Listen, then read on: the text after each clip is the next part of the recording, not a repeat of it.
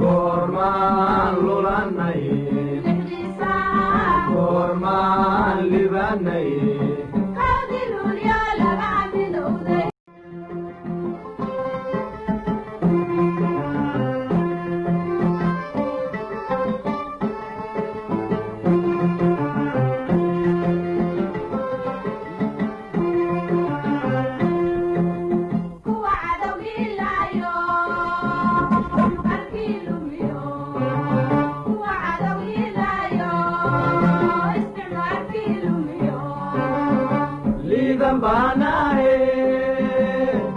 markale waxaan leeyahay hambaliyo sanadurada lixdamaad ee ka soo wareegtay maalintii gobolada waqooyi ee xorriyadooda heleen 26 juun 1960 oo ku soo aaday maanta inaan fursad u helno inaan siyaasadkii muddo dheer 30 sano ku dhowaad burbursanaa inaan sidaan ka dhigno allah mahad kale oo runtii maanta noo suurtageliyey inaan halkan kulligeen ku imaanno waan markhaati ka noqonno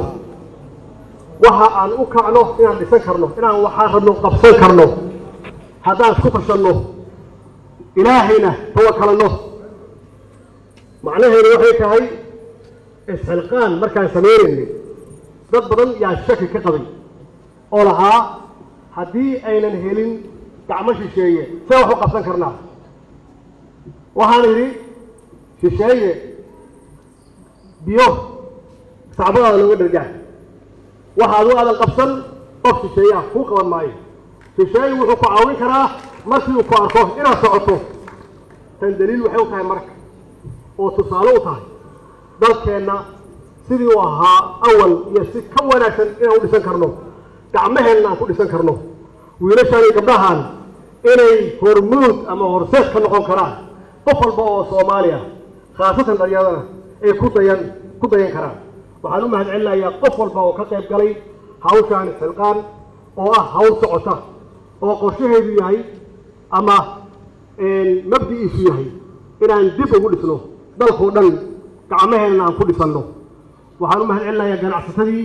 ku bixisa dhaqaalaha maxaa yeelay la'aantood waxaan ma dhacdeen runtii gacan ayay ka geysteen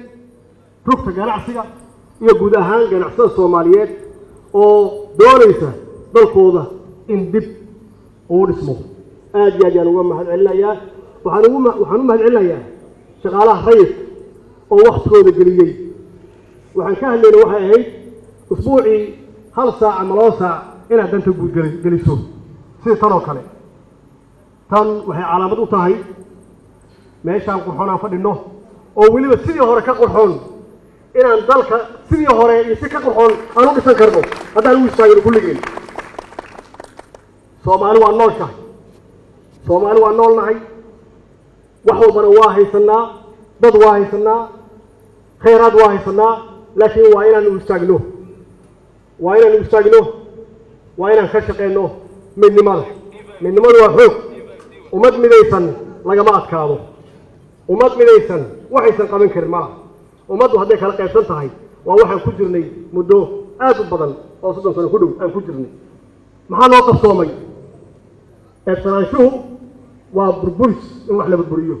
iyo wax la hadleeyo ummadda markay isu timaado ay midowdo caqliguna waa midoobi dadka fiican yaa soo baxaya laakiin markay noqoto ummaddu inay qaybsan tahay ama qabiil ku qaybsan tahay qof walba qofka ugu xun yaa soo baxaya hadda qof xun maxaa ka sugaysaanay qof xun muxuu dhisi karaa taata kan qurxoon ma dhisi karaa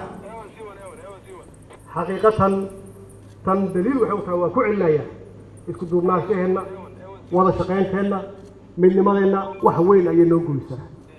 waxay noo goysaa Afrika inaan hormuud u noqono ayay noo goysaa adduunka in la tilmaamo ayay noo goysaa waxaan leeyahay oo qayb ka ah in isxilqaan iyo dhismaha dib u dhiska dalka la qabto waxaa koow ka ah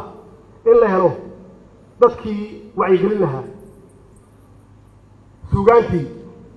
heesihii gabayadii hawlada waa bari waa soo noqotay hawlada waa bari waa soo noqotay hooyadii falka waa soo noqotay waxaan rabnaa inaad dadka baraarujisaan oo wax wanaagsan u sheegtaan oo waddaniyadii aad ku gabaydaan oo aad geeraaro ka tirisaan oo heeso ka tirisaan oo dadka lagu wacyigeliyo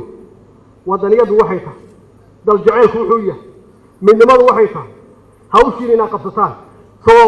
goobtiin lidima dhisin maxaa sugaysaan marka waxaad sugaysaa waxay tahay dadka wacyiga inaad korisaan oo kor u qaadaan oo aad walaalaysaan soomaali waa walaalo waa la isku diray dad xun yaa isku diray inaad ku walaalaysaan geeraaradiina iyo ilaahay hibadu idin siiyey insha allah waa guulaysanay soomaali waa guulaysatay waa soconnay waana socon doonaa insha allah wasalaamu calaykum waraxmat ullaahi wabarakaatu